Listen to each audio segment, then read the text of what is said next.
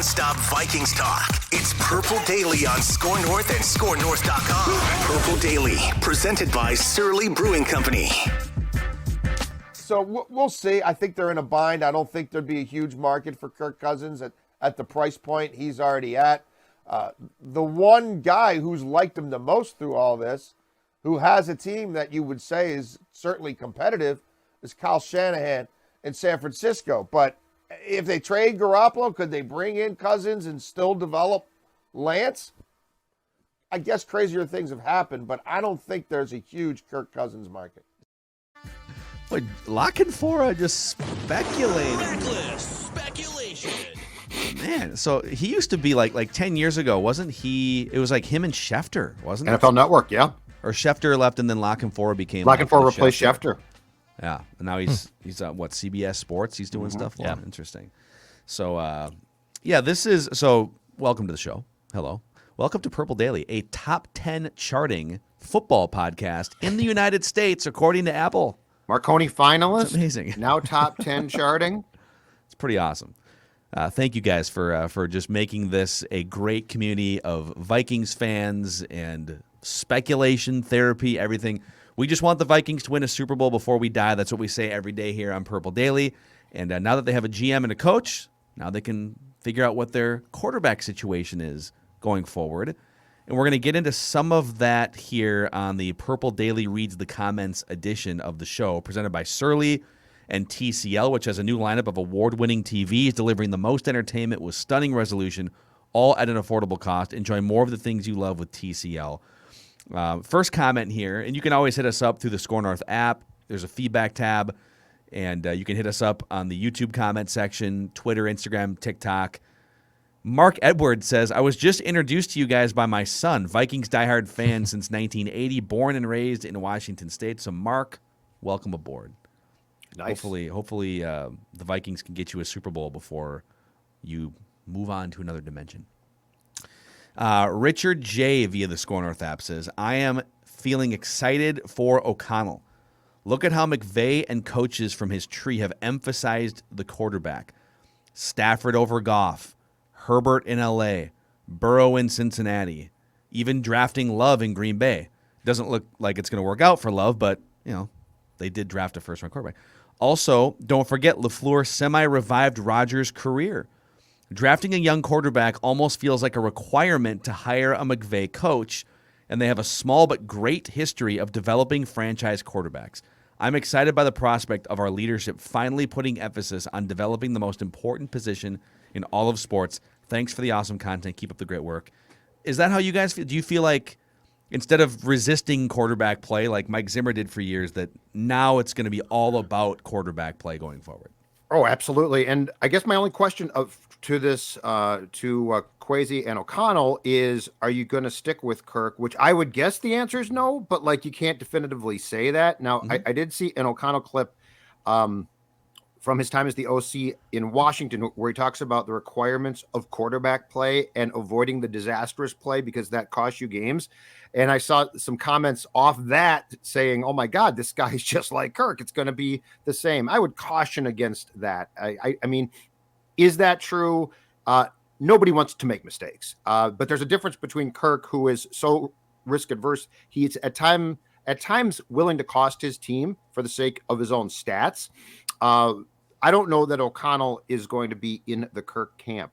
I do, though, like the fact that O'Connell is going to, unlike Zimmer and Rick, too, unfortunately, I am going to trust until he proves otherwise, that when he watches a quarterback, he's going to know what he's looking at. Yes. Which, I mean, with Mike just didn't care. And Rick, I began to think, just didn't know. And so the starting point, and I am willing to give everybody a chance here, okay? So, I'm not going to be like, oh, Kwesi's not going to work because he's this guy or that guy. I don't know. O'Connell, he's too young. I don't know that. Some young coaches have been great. So in giving everybody a chance here with a fresh start, I like the fact that the Vikings have hired people that are going to be able to identify the most important position on the team and have a very good chance to, yes, cultivate and develop a player at that position. Yeah. Dex, how are you feeling about KOC and the future of the quarterback here? I'm curious on it. I don't think it's necessarily like you just plug two guys in and now all of a sudden the complete position of quarterback changes. The quarterback in the NFL has changed for sure, and the idea of passing games and offenses have changed. Do you have two guys who are equipped to handle that change and not just be so stubborn in their old ways or stubborn in their previous ways from previous stops that you want to just have to apply that? I want two guys who are aware of these changes and can make the changes that are getting this franchise to be up to speed with the rest of the teams in the NFL. I would hope that you can take a chance on a quarterback, and maybe that's in the draft and figure out if you want to move on from Cousins or not. I don't know that yet, but I do have trust that the Zimmer and Spielman relationship got so stale that these new guys are fresh blood, and they should potentially breathe some new life into making this football team look more like a modern football team. I don't think it's just quarterback play. I think it's an entire philosophy that this new regime has to change. Yeah. I think it's not that defense isn't important. It is. It's very important. You can't, the Vikings have had bottom 5, bottom 10 defenses the last couple of years.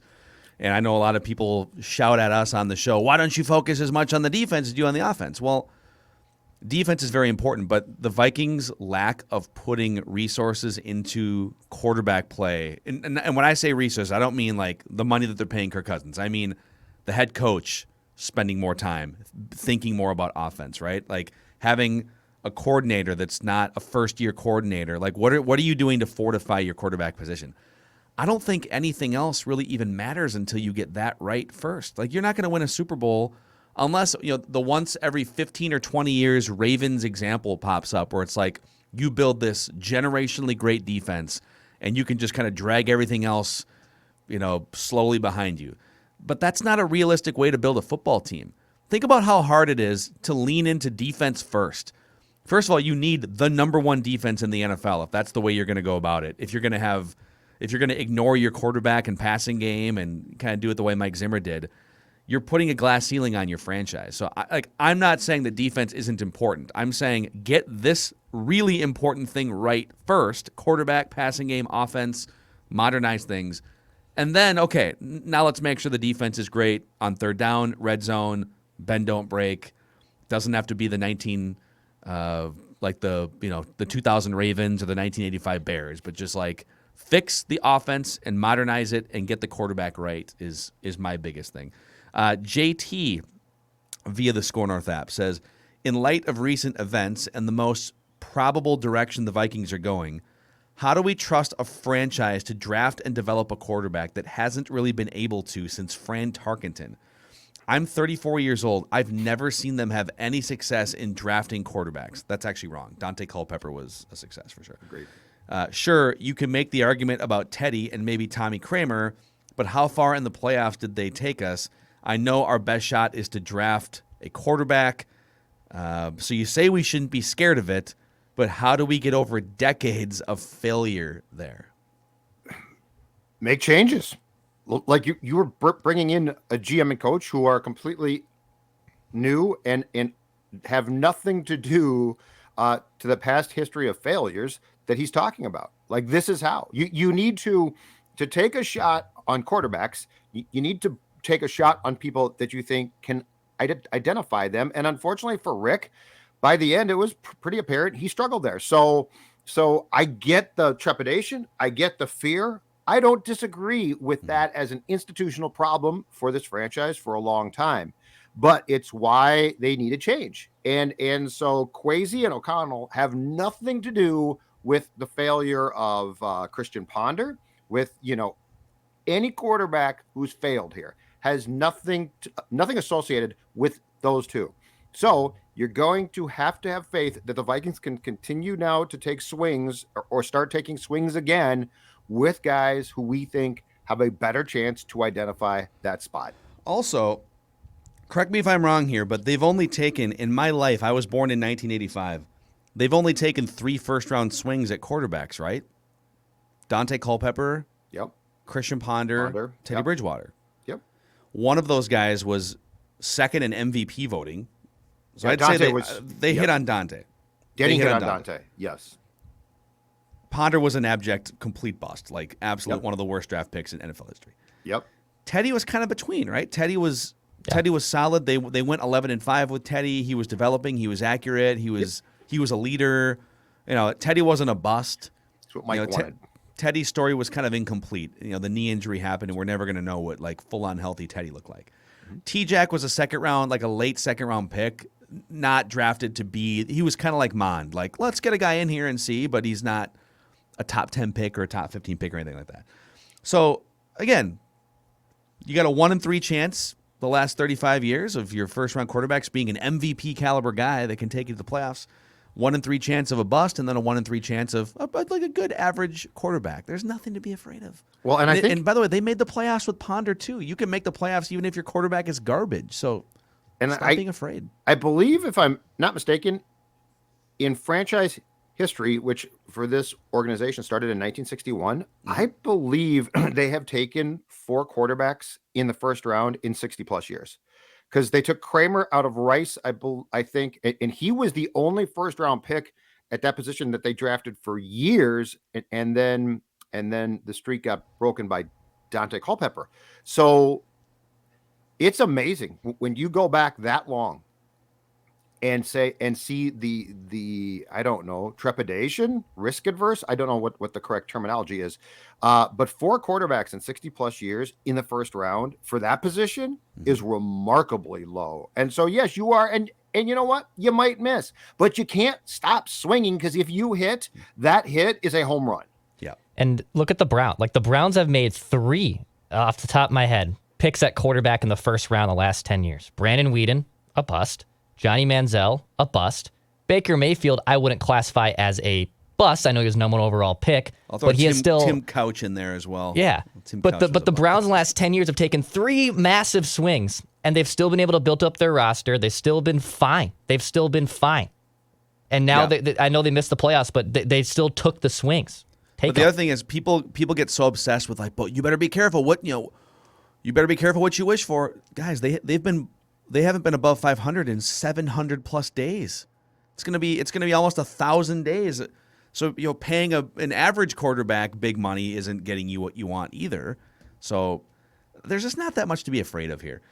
Kieran, by the way, I have 12 minutes until a plumber is going to arrive at my house to fix let's call it a crisis in the downstairs. Oh, God. Yeah, it's a problem. That Phil, that stinks. I hate to hear that. Yeah, it's really a bad situation. It's let's just stinky. We'll just make our way through some more comments. All right, here let's in the go. next 12 minutes. 12 minute drill. 12 minute drill. Blue 80. Actually, you know what I'm going to need after this day of working with a plumber is an ice cold Surly, Judd. Tell me about it. You know what you need? You don't need one. You need what everyone needs for the weekend, which is in fact, you know what? I'm just going to show you this right now.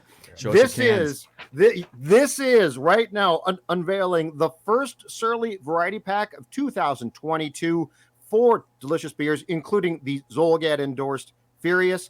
But I want to talk to you about one in particular. It is the Hyper Modern Idaho 7 IPA. I enjoyed 2 of these last night, and I'm going to tell you right now, they are delicious. It bridges the tropical citrus divide with notes of melon, pineapple, and tangerine. It's sign me up. I'm a fruit forward guy. But it's not. But here's the thing: I'm not. But it works. I don't know how. It's outstanding. It's delicious. You've got to try it. Along with, as I said, head to the liquor store. The first Surly variety pack of 2022, not the last. Love it. That's a good amount too of code words: Idaho, tangerine, modern. Hybrid, like I can see it all, man. It works a lot. It makes a lot of sense. It does. It does. Tangerine, hyper. Tangerine. Idaho. All right, Kieran via the Score North app says, I'm all in on Malik Willis if we can get someone who can develop him, which Kevin O'Connell should be able to. If we can get a head coach or OC who can do this, I think he might be our Josh Allen if you can kind of rein him in and get him to play more on script sometimes. I'm all aboard the Malik Willis hype train. I don't care what the risks are. Let's do it. Tyrell Adams via the Score North app says, all you need to know about the difference between Kirk-type player and Jefferson-type player played out perfectly in the dodgeball Pro Bowl thing 2 nights ago. Kirk hiding on the back line, hoping the bright lights don't shine on him. JJ on the front line, working and communicating with his brand new teammates and stepping up and making the big play at the end. I mean, I don't want to over analyze a Pro Bowl dodgeball game, but yes, like you can. Kirk was definitely not like front and center leading for his team in the dodgeball game. Lucas via the Score North app adds, heard the other day during a show you guys talked about how Cousins still can't get over an interception he threw in college. He talks about that in I think his book about how he made a horrible interception throw at Notre Dame at Michigan State. And like his ethos as a quarterback has been shaped by avoiding a mistake like that. Yep. I watched a clip of him on the thread the needle game at the Pro Bowl skills competition, and once he finished missing most of the throws, you can hear him on someone's mic saying, "I wasn't going to throw a pick." I did hear that too. He can't even have fun in a game without being haunted by something years ago. I hope the Vikings' new quarterback going forward has that short-term memory that all the greats have when mistakes are made. I mean, yeah, he was definitely. I watched that whole clip. He was definitely trying to avoid interceptions more than he was like trying to play a game and have fun. So he's trying to throw the ball in the openings, but there's a guy that stands in front, correct? Who's trying to pick off the ball. And Kirk was like missing wildly, so he didn't throw a pick. Hey, did Kirk talk about Zim? Have we seen quotes about the fact that the GM and coach are gone? I haven't seen anything. Like he's available at the Pro Bowl. He has not said a word about the state of the franchise in a month. It's weird. But I'd like to hear him. Like he's available now, so it wouldn't be like a cold call to the Cousins household. Yeah. I would like to hear him talk about the fact that his GM and coach have been replaced, and we now know by whom. Yeah. I don't. Do you guys listen? It sounds ridiculous. It's Pro Bowl skills competition. Who cares? But like, you can pick stuff up about social dynamics and people's personalities, and he's just kind of an uptight, odd guy, and he doesn't thrive in these loosey-goosey, and I think some of that translates to when we talk about his leadership. He's not a gravitational pull guy, I guess. And Jefferson is, no question. Yeah. Matt Larson on Twitter says, I put Purple Daily on YouTube, and my wife asks, why are you watching two old men and a kid? It sounds like a good sitcom. Coming up next on CBS. Kid. Yeah. Two old guys and a kid find themselves. Mackie and Judd help Declan get ready for prom. A sticky coming up next. A sticky situation for the guys. Oh. Are you going to do the Danny Tanner with the piano music playing at the end of the episode and give your sports son advice at the end of Purple Daily? Well, why not? Yeah. Declan, I know there's been heartbreak. Ira Coleman via the Score North app says, hey, Mackie, you should call for the Kirk stands to send in a legitimate quarterback ranking list to see where they have him among the rest of the league. The Kirk haters, quote unquote, obviously have him around 13 to 15th. I love this because I think he's right. It's a good idea. So, and again, people are going to have different answers, but by and large, the people that hate Kirk, quote unquote, Purple Daily, right? I had him 14th last week. Judd had him 14th. I think Declan had him 13th. 13th. Mm-hmm. So he's an above-average quarterback, but he makes this elite money. And I think if you were to ask most of the Kirk Stans or Cousins Crusaders, some of the delusional ones think he's like borderline top 5. But most of them would say he's between like 10 and 13, yeah. And it's the perception or the like how much you value having the 13th best quarterback. There's only 32 teams in the league. There's only 14 teams get in the playoffs. I'm not celebrating having the 13th best quarterback who makes ridiculous money. That's a hindrance to your franchise. And a lot of people say, well, I mean, you could do a lot worse. So I think most everyone agrees on where he ranks. People disagree on the value of it. Mm-hmm. Interesting. That's a great idea. Mapleview Mafia on Twitter says, I honestly don't understand why people think Cousins is going to be traded. KOC has a relationship with Cousins. He's an offensive-minded, pass-happy head coach, and yet you call this a certainty that KOC would want to send out a rookie or a veteran cast-off instead of Kirk Cousins. Please explain. Well, personally, from my end, I think that the fact that KOC knows Kirk might actually hurt Kirk because O'Connell's not going to want his QB to take stupid risks, but he is going to want him to have the confidence to take risks, and Kirk lacks that. Kirk hates that. Kirk, I mean, we basically know that Kirk doesn't listen to his coaches. If he feels that he's going to put the ball in harm's way, he tells his coaches to buzz off. And I believe that Quasi and KOC are going to have a vested interest in trying to develop a quarterback. Like, that's how you make your mark. You don't make your mark by taking Kirk and like, oh, we know what Kirk brings. You make your mark by having the cojones to go out there and find a guy and develop him. That's why. Jake Geib or Geeb via the Score North app says, burning question for you guys. How much do the first 8 weeks of Livia cost? Oh God, that's a great. Now we have feedback and comments that are teeing up our listeners the partnership and viewers reads here. It's are great. so smart. They're outstanding. And Jake, I'm gonna tell you right now, as sports dad, because you might be trying to lose weight, you might be trying to shed those pounds by spring. The first 8 weeks from my friends from Livia Weight Control Centers, absolutely free. That's right. I'm down 30 plus pounds. And now Jake's saying, yeah, Judd, you're down that much, but how much weight did you lose in those first 8 weeks, which are free to me? 26 pounds. Imagine Jake being down 26 pounds in 8 weeks, and you haven't paid yet because the first 8 weeks are free in the I Did It 8-week challenge. Well, now Jake is starved for information. He is starved to know what the number is to call for this easy program, which has been so great for me. It's 855-GO-LIVEA, or if you choose to go to the website, livea.com, livea.com, first 8 weeks for free. You can say by springtime, I did it too, just like Judd.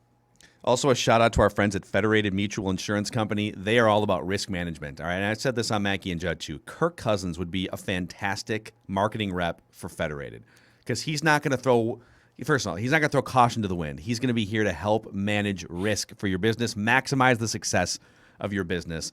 Federatedinsurance.com if you want to find out more information about the great tools, resources, and people that can help your business. And remember, at Federated, it's our business to protect yours.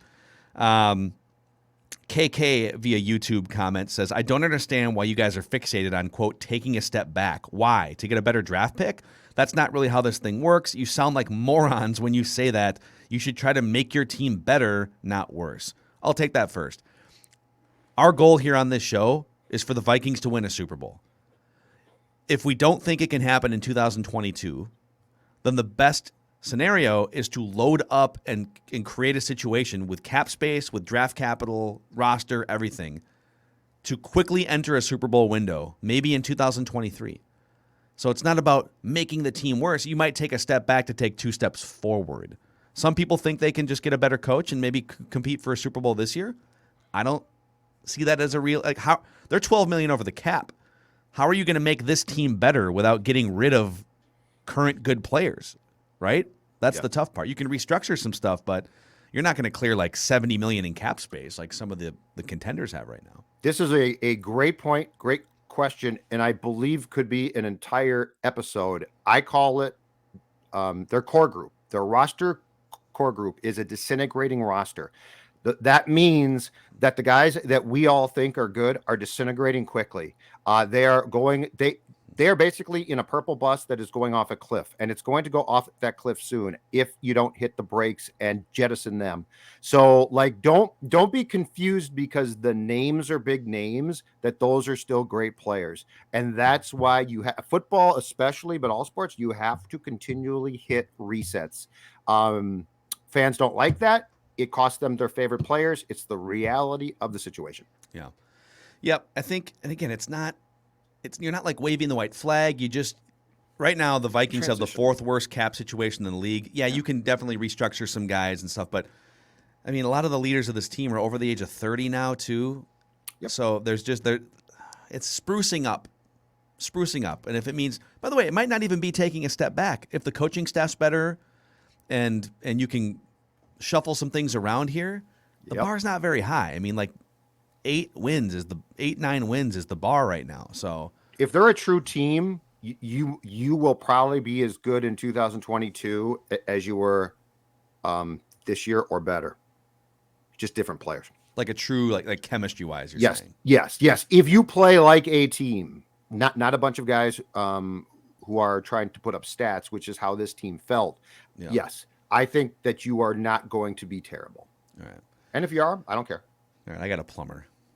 All right. Plumber's showing up here.